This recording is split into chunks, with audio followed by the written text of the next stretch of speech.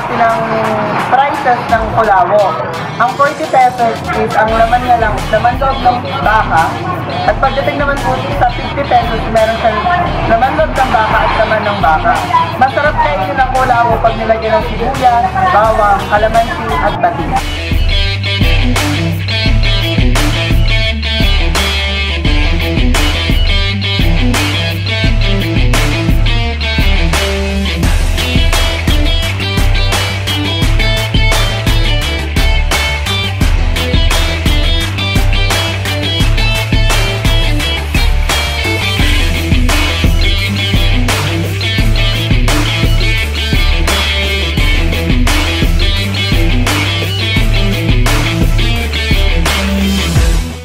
Pag nagluluto naman kami na naman loob ng baka, katulad ng galas, merong isang oras or half hour, luto na siya, malambot na.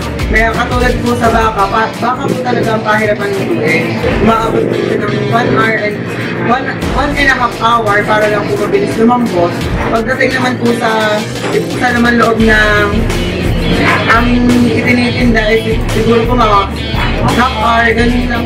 Iniimbitahan namin kayo dito sa aming Labuan o Gotong, Batangas. Lokasyon ay dito sa Tanawan City, Batangas. Maraming salamat po.